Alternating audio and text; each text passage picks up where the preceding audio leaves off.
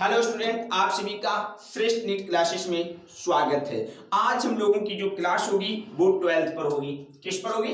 12th पर होगी, है ना। 12th पर बात करेंगे। जो हमारा जो चैप्टर चल रहा है वो चैप्टर 6 है, मॉलिक्यूलर बेसिस ऑफ इनहेरिटेंस। इस पर हम लोग चर्चा कर रहे हैं। इस चैप्टर में आप सभी लोग जानते होंगे, इस चैप्टर में पूरे के पूरे चैप्टर में हम डीएनए और आरएनए पर बात करने वाले हैं। डीएनए और आरएनए पर चर्चा करेंगे इस पूरे के पूरे चैप्टर में। तो क्या होता है इस चैप्टर में? इस चैप्टर में हमको पढ़ने को मिलता है डीएनए कैसे बनता है, डीएनए की खोज किसने की, डीएनए की सेल के अंदर क्या भूमिका है, आरएनए कैसे बनता है, आरएनए किस प्रकार से सेल के अंदर अपने कार्यभार को निभाता है। इस तरह के कई क्वेश्चनों के उत्तर हमको इस चैप्टर में मिलने वाले हैं। दूसरी बात एक ये है कि जो ये चैप्टर है इसमें आपको ये मान लो कि जो सेल है उसके जो पूरा का पूरा नियंत्रण है वो डीएनए के हाथ में है ना। तो इस चैप्टर में पूरा हमको डीएनए ही समझना है। अब बात आती है कि पिछले लेक्चर में हम लोगों ने क्या पढ़ा था। पिछले लेक्चर में हम लोगों ने समझना, एक एक बात को समझना, डीएनए की जो इकाई होती है उसको बनाने तक की कहानी को समझ चुके थे। अब डीएनए के निर्माण की इकाई या आरएनए के निर्माण की इकाई क्या होती है, ये क्वेश्चन आपको कमेंट बॉक्स में लिख के बताना है कि डीएनए और आरएनए के निर्माण की इकाई क्या है, क्या है आपको बताना है। तो क्या होता है मैं नहीं बताऊंगा। तो अब हम आज चर्चा करेंगे कि जो हम लोगों ने न्यूक्लियोसाइड और न्यूक्लियोटाइड को पढ़ा था, हम लोग कहां तक पहुंच चुके थे। हम लोगों ने शर्करा को समझ लिया था, है ना। शर्करा कितने कार्बन वाली होती है आपको क्वेश्चन बताना है, ठीक है। फिर हम लोगों ने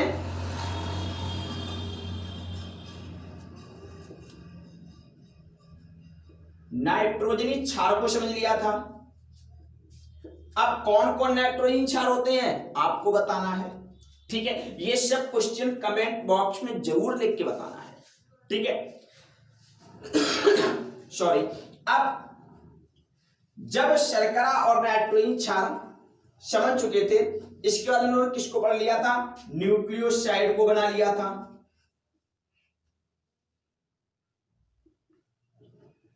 न्यूक्लियोसाइड, है ना। और न्यूक्लियोसाइड के बाद हम लोग न्यूक्लियोटाइड को भी समझ चुके थे। न्यूक्लियोटाइड, है ना। न्यूक्लियोटाइड क्या होता है, यानी हम लोगों ने एक एक बात को समझ लिया था। अब आपको ये क्वेश्चन आपको बताना है न्यूक्लियोटाइड कैसे बनता है। इस तरह से मैंने कई क्वेश्चन कर दिए, कोई दिक्कत नहीं। यहीं से क्या होता है, यहीं से मेडिकल में क्वेश्चन आते हैं इसी तरह से, ठीक है। तो इसलिए क्वेश्चन आपको बताने पड़ेंगे। तो क्या है, शर्करा को समझ लिया, नाइट्रोजनी क्षार को समझ लिया, न्यूक्लियोसाइड और न्यूक्लियोटाइड को हम लोग समझ चुके थे। अब इसके बाद, है ना, न्यूक्लियोसाइड को समझ चुके थे। अब इसके बाद आगे की चर्चा हम लोग करने वाले हैं। क्या होता है न्यूक्लियोसाइड, क्या नहीं होता है ना, इस चीज पर चर्चा करेंगे। अब समझो, न्यूक्लियोसाइड का जब निर्माण हुआ, बड़े ध्यान से सुनना, जब न्यूक्लियोसाइड का निर्माण हुआ तब पेंटोज शर्करा में 5 कार्बन थे। चलो मैंने बता दिया इसका आंसर, कोई बात नहीं। देखो समझाने के लिए मुझे बोलना पड़ेगा, यदि नहीं बोलूंगा तो आपको समझ नहीं आएगा, ठीक है ना। यदि आंसर आ भी जाते हैं तो बहुत अच्छी बात है, लेकिन कभी भी जो मैं बता रहा हूं उस चीज को जरूर कमेंट बॉक्स में लिख के हमको बताना, ठीक है। यदि आप मेरे द्वारा आंसर सुन के बोल रहे हो तो इसका मतलब यह है कि आप बड़े ध्यान से वीडियो को पढ़ रहे हो। तो क्या हुआ कि शर्करा थी, शर्करा 5 कार्बन वाली थी। 5 कार्बन वाली शर्करा को उन्होंने पेंटोज शर्करा कहा था कि नहीं कहा था। अब पेंटोज शर्करा में कार्बन 1 पर, किस कार्बन पर, कार्बन 1 पर नाइट्रोजनी क्षार आके जुड़ा था। क्या जुड़ा था, नाइट्रोजनी क्षार। जब नाइट्रोजनी क्षार कार्बन एक पर आके जुड़ा, बड़े ध्यान से समझो, जब नाइट्रोजनी क्षार कार्बन एक पर आके जुड़ा तब वहां पर नाइट्रोजन ग्लाइकोसिडिक बॉन्ड का निर्माण हुआ। नाइट्रोजन ग्लाइकोसिडिक बॉन्ड का निर्माण हुआ कि नहीं हुआ? और इस बॉन्ड के माध्यम से नाइट्रोजनी क्षार पेंटोस शर्करा के कार्बन एक पे आके जुड़ गया और जो संरचना बनी उसको हमने न्यूक्लियोसाइड कहा। क्या कहा? न्यूक्लियोसाइड कहा। तो न्यूक्लियोसाइड में क्या हुआ? कार्बन एक पर नाइट्रोजनी क्षार जुड़ा, है ना? नाइट्रोजनी क्षार जुड़ा, बॉन्ड कौन लगा? नाइट्रोजन ग्लाइकोसिडिक बॉन्ड लगा। ठीक है, अब देखिए यहां पर संरचना क्या कहलाई? न्यूक्लियोसाइड कहलाई। अब जब न्यूक्लियोसाइड बन गया तो न्यूक्लियोसाइड में अब जो पेंटोस शर्करा थी उसमें से कार्बन एक खर्च हो चुका था। कार्बन एक का हाइड्रोक्सिल ग्रुप खर्च हो चुका था। कब खर्च हो गया था? जब हमने नाइट्रोजनी क्षार जोड़ा था। अब उसमें बड़ी ध्यान सुनना, अब जो संरचना न्यूक्लियोसाइड बनी, अब उस न्यूक्लियोसाइड में कार्बन 5 पर, 5th कार्बन पर, बड़े ध्यान सुनना, किस कार्बन पर? 5th कार्बन पर। कार्बन 5th पर, 5 कार्बन पर क्या हुआ? फास्फेट आके जुड़ा। क्या जुड़ा? फास्फेट आके। और जब फास्फेट आके जुड़ा तो वहां पे क्या लगा? फास्फोएस्टर बॉन्ड, और संरचना बन गई,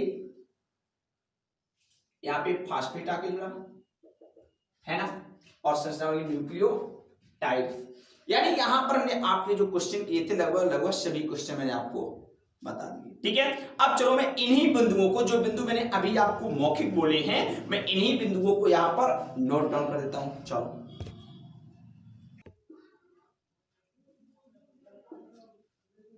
क्या होता है समझो, यहां पे समझो, ये मैंने यहां पर 2 बिंदु लिख रखे हैं। ठीक है, वेरी वेरी इंपॉर्टेंट है, गलती नहीं करना। देखो इसमें क्या है,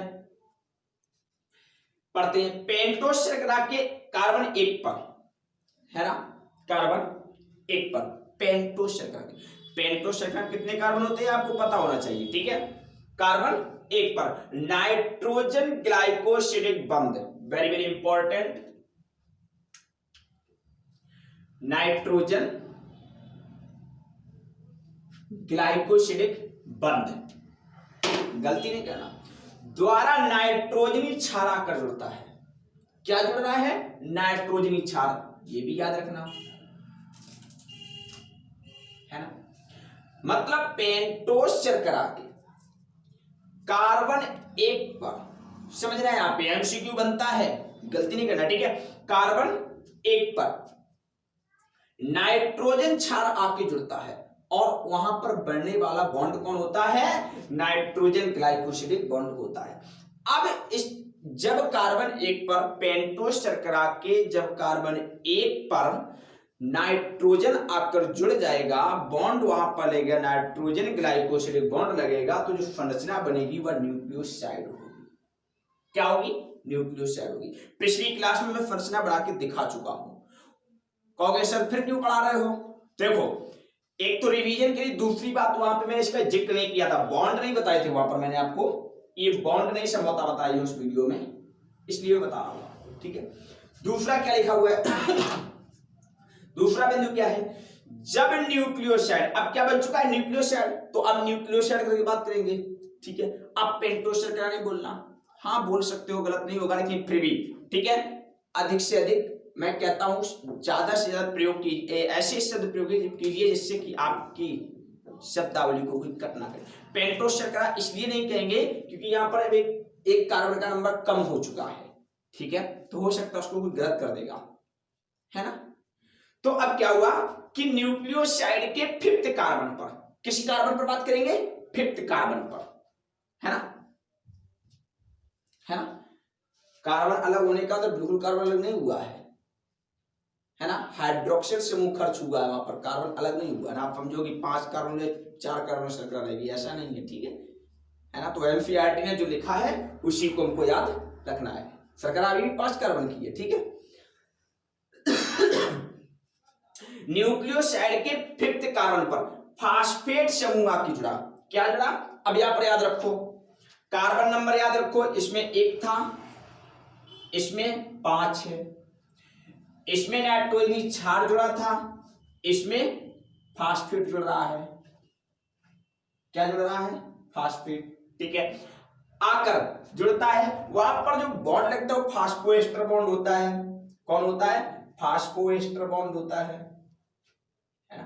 अब जो संरचना बनेगी वो न्यूक्लियोसाइड होगी कि टाइड होगी, वो न्यूक्लियोटाइड होगी। क्या लिखा है, द्वारा जुड़ जाता है तब बनी, लिख देता हूं, बनी संरचना न्यूक्लियोटाइड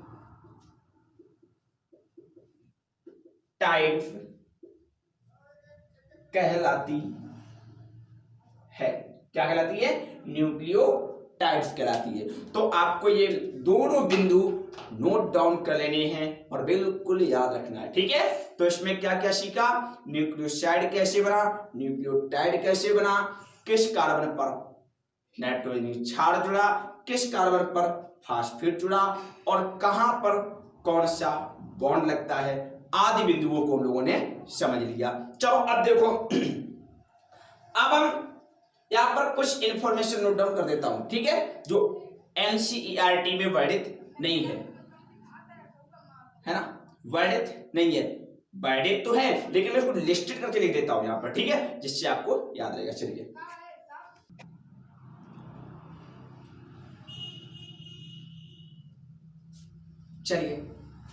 समझते हैं यहां पे क्या है। आपके ये नाइट्रोजनी क्षार है, इनके प्रतीक और लिख देता हूं।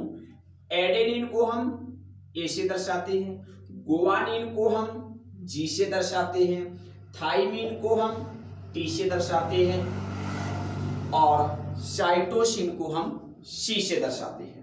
इस तरह से ये मैंने प्रतीक लिख दिए। अब समझो यहां पे नाइट्रोजनी क्षार में क्या है, 4 है, adenine, thymine, sorry adenine, guanine, thymine और साइटोसिन, 4 है कि नहीं है। अब इसमें क्या होता, मैंने अभी बताया था, मैंने कहा था पिछले जो मैं वीडियो पढ़ा रहा हूं उनको पढ़ा करो, और अभी मैंने जस्ट कुछ अभी मैंने बताया था, अभी तुरंत कुछ समय पहले आपको बताया था कि 2 पंक्तियां नोट डाउन करना, जो मैंने नोट डाउन कराई थी वहीं से क्वेश्चन देखो बन गया। ये क्या है, एडेनिन, क्या है, नाइट्रोजन क्षार, गुआनिन, थाइमिन, साइटोसिन क्या है, नाइट्रोजनी क्षार। नाइट्रोजनी क्षार है कि नहीं है। तो अब समझो, जब हमने नाइट्रोजनी क्षार से न्यूक्लियोसाइड बनाया, याद रखना पहले क्या होता है, पेंटोस शर्करा होती है, पेंटोस शर्करा होती है, क्या होती है, पेंटोस शर्करा, पेंटोस शर्करा, इसमें जुड़ता है, प्लस होता है नाइट्रोजन क्षार, बन जाता है न्यूक्लियोसाइड, और न्यूक्लियोसाइड में जुड़ता है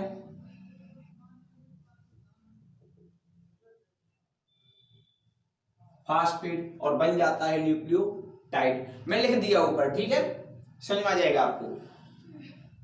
तो क्या होता है, इसमें फास्फेट जुड़ता है, इसमें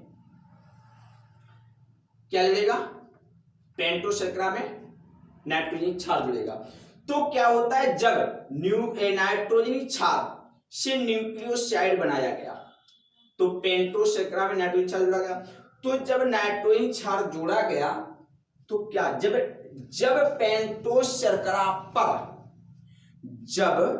पेंटोस शर्करा पर एडेनिन जोड़ा गया, क्या जोड़ा गया, एडेनिन, ये इसकी मैं बात कर रहा हूं, तो बन गया डीऑक्सी एडिनोसिन।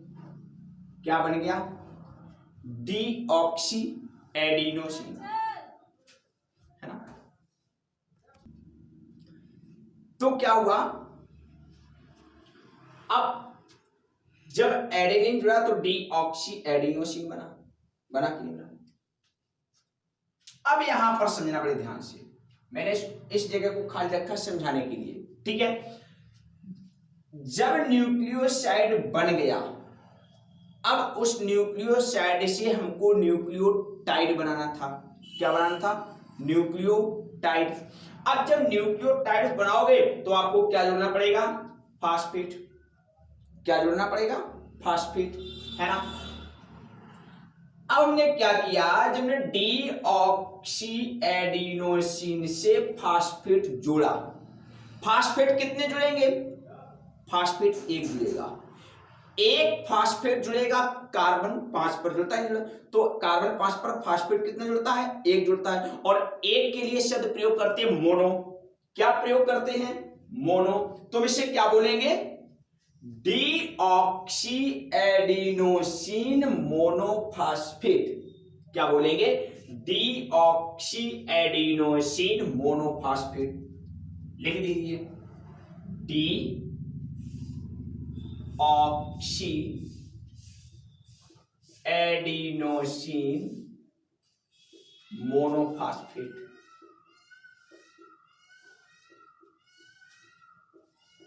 मोनोफास्फेट बोलेंगे कि नहीं? मोनोफास्फेट क्यों बोलेंगे? क्योंकि यहां पर हम फास्फेट जो जोड़ रहे हैं वो नंबर में एक है। एक है कि नहीं है? है। अब इसी तरह दूसरे की कहानी शुरू होती है गुआनिन की। गुआनिन में जब हमने गुआनिन को जब हमने पेंटोस शर्करा से जोड़ा तो न्यूक्लियोसाइड बना, उसे हमने क्या बोला? Deoxy guanosine. क्या बोला? Deoxy guanosine. बोला कि नहीं बोला? अब समझो यहां पे, जब डीऑक्सी ग्वानोसिन है, अब इसमें हम जोड़ेंगे फास्फेट। क्यों जोड़ेंगे? क्योंकि हमको न्यूक्लियोसाइड से न्यूक्लियोटाइड बनाना है, तो यहां पर भी एक फास्फेट होगा, तो इसको भी बोल देंगे हम डीऑक्सी। डीऑक्सी। अब यहां पे एडिनोसिन लिखा, लेकिन यहां पर है ग्वानोसिन। Guanosine monophosphate. मोनोफास्फेट। तो क्या है? Deoxy guanosine monophosphate. यही कहानी इसमें होगी, डीऑक्सी थाइमिडीन मोनोफास्फेट, है ना। यहां पर भी होगी डीऑक्सी साइटिडीन मोनोफास्फेट। तो ये क्या हो गया? एम को नाइट्रोजन क्षार पता हो गई 4, ठीक है। फिर न्यूक्लियोसाइड पता हो गई और फिर न्यूक्लियोटाइड पता हो गई, ठीक है। अब यहां पर समझो,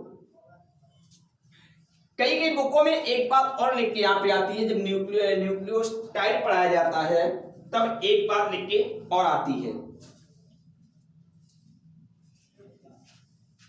डीऑक्सी एडिनोसिन मोनोफास्फेट के बाद एक और लिख के आता है। क्या आता है? Adenine. Adenine deoxy ribose nucleotide. Adenine deoxy ribose nucleotide. देखो लिख देता हूं यहां पर, या लिख देता हूं एडेनिन डीऑक्सी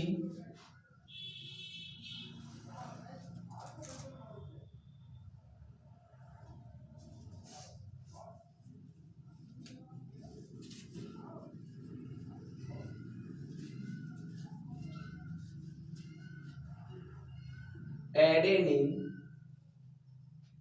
डीऑक्सी राइबोज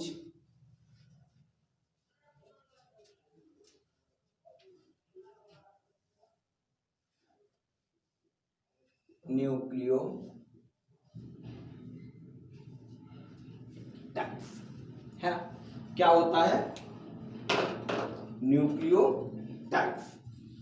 अब समझो एडेनिन, क्योंकि अब एडेनिन क्या बता रहा है, जो हमारी पेंटोस शर्करा उस पे एडेनिन जुड़ा हुआ है। डीऑक्सीराइबोज क्या है, शर्करा है। अब जब डीऑक्सीराइबोज शर्करा है तो हम किसकी बात कर रहे हैं, डीएनए की कि आरएनए की? आप कहोगे सर हम डीएनए की बात कर रहे हैं।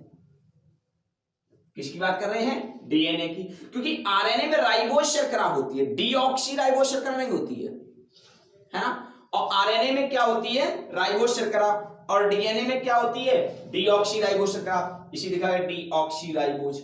और क्या है ये, न्यूक्लियोटाइड है। समझो एक एक शब्द को, देखो थोड़ा आपको लग रहा होगा कि वीडियो इतना बड़ा है, बहुत थोड़ा समझ पा रहे हैं, तो उसका कारण क्या है कि ये टॉपिक कैसा है इसको समझना पड़ेगा। तो एडेनिन कहां से आया, एडेनिन आया है पेंटोस शर्करा में, हमने एडेनिन जोड़ा है। डीऑक्सीराइबोज कहां से आया, डीऑक्सीराइबोज आया है क्योंकि हम डीएनए पढ़ रहे हैं, तो डीएनए की शर्करा क्या है, डीऑक्सीराइबोज। न्यूक्लियोटाइड क्यों आया, क्योंकि हम क्या बना रहे हैं, न्यूक्लियोटाइड बना रहे हैं। अब इसको क्या लिखेंगे, इसको लिखेंगे हम, रेड से लिख देता हूं, गुआनिन। गुआनिन कहां से आया, ये आया पेंटोस शर्करा पे हम गुआनिन जोड़ रहे हैं। शर्करा कौन है, डीएनए की, तो क्या लिखेंगे, डीऑक्सी राइबोज न्यूक्लियोटाइड, न्यूक्लियोटाइड है ना। अब यहां पे तीसरा देखो, अब नाइट्रोजन क्षार कौन सा है, अब हमारा नाइट्रोजन क्षार है थाइमिन, तो क्या लिखेंगे इसको, थाइमिन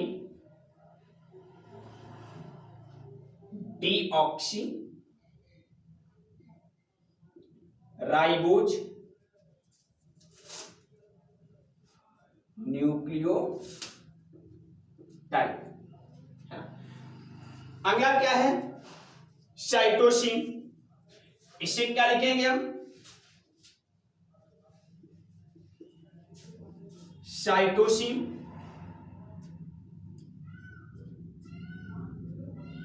डीऑक्सी राइबोज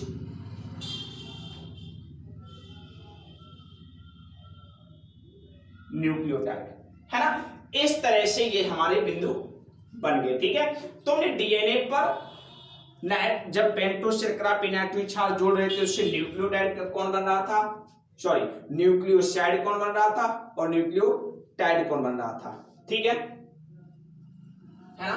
तो पहले में क्या है, डीऑक्सी एडिनोसिन मोनोफॉस्फेट बोलो, या फिर एडेनिन डीऑक्सीराइबोज, है ना, राइबोज न्यूक्लियोटाइड बोलो। इसी प्रकार यहां पे डीऑक्सी ग्वानोसिन मोनोफॉस्फेट बोलो, या फिर ग्वानिन डीऑक्सीराइबोज न्यूक्लियोटाइड बोलो। इस तरह से हमने सब कुछ समझ लिया है। अब हम बात करेंगे आरएनए पर।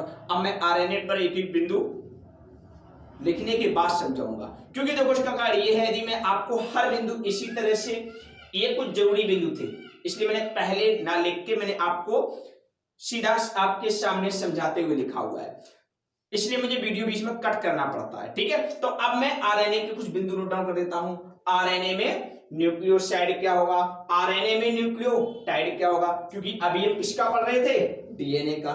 चलो नोट डाउन कर लेते हैं, चलो समझते इसको, ठीक है। ये देखो मैंने यहां पे स्टार लगा रखा हुआ है, मतलब समझ चुके हो, मैं आपको पिछली क्लास में बता चुका हूं कि जब डीएनए पढ़ते हैं, जब डीएनए पढ़ते हैं तब यहां पर आ जाता है थाइमिन, है ना, और जब आरएनए पढ़ते तो यहां पे आ जाता है यूरेसिल। तो अब हम लोग क्या पढ़ रहे हैं, आरएनए, तो फिर थाइमिन अलग हो जाएगा, ठीक है। और पिछले अभी हमने क्या पढ़ा था डीएनए विषय में, तो यहाँ पर थाइमिन था। ठीक है, अब समझो यहाँ पे आरएनए पढ़ रहे हैं ना। अब क्या हुआ, यहाँ पे क्या लिखेंगे, क्या बना लिया, न्यूक्लियोसाइड। बनाना क्या है, न्यूक्लियोटाइड। अब न्यूक्लियोटाइड कब बनेगा, जब उसमें फास्फेट जोड़ेंगे। क्या जोड़ेंगे, फास्फेट। फास्फेट कितने जोड़ते हैं, एक। कहां जोड़ते हैं, 5वें कार्बन पर। तो एक के लिए क्या प्रयोग करते हैं, मोनो। क्या है, फास्फेट, तो क्या बोल देंगे, मोनोफास्फेट। जब एडेनिन जुड़ेगा पेंटोस शर्करा से, एडेनिन जुड़ेगा, न्यूक्लियोसाइड बनेगा, उसे हम एडिनोसिन बोलेंगे। एडिनोसिन से जब फास्फेट जुड़ेगा, न्यूक्लियोटाइड बनेगा, उसे हम एडिनोसिन मोनोफास्फेट बोलेंगे। क्या बोलेंगे, एडिनोसिन मोनोफास्फेट। लिख लो, एडिनोसिन मोनोफास्फेट,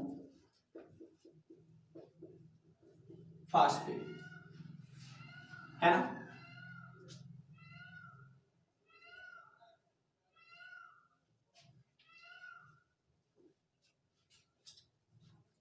क्या बोलेंगे, एडिनोसिन मोनोफास्फेट।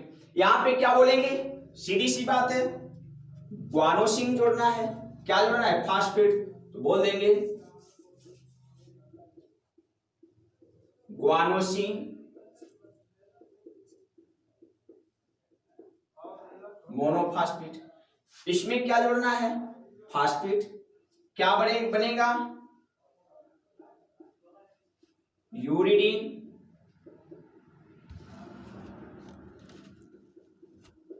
मोनोफास्फेट। इसमें क्या जोड़ना है, फिर से फास्फेट जोड़ना है,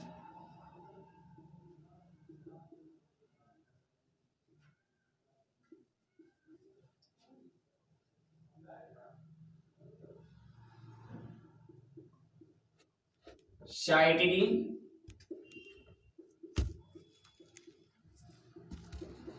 मोनोफास्फेट। हो गए आरएनए के सभी। ठीक है, तो कहने का मतलब है डीएनए पूरा समझ लिया, आरएनए पूरा समझ लिया। डीएनए में न्यूक्लियोसाइड क्या होगा, जब एडेनिन, गुआनिन, थाइमिन और साइटोसिन जोड़ेंगे। और आरएनए में न्यूक्लियोसाइड क्या होगा, जब एडेनिन, गुआनिन, यूरेसिल और साइटोसिन जोड़ेंगे। इसी प्रकार दोनों का न्यूक्लियोटाइड भी समझ लिया। तो ये जो मैंने चार्ट आपको बना के समझाया, यहाँ पे एनसीईआरटी में बड़ा मतलब एक पंक्ति में बात लिखकर हुए एनसीईआरटी शांत हो जाती है। ठीक है, मैंने आपको यहाँ पर दोनों को समझाया, ये नाम किस प्रकार बने ये भी समझाया।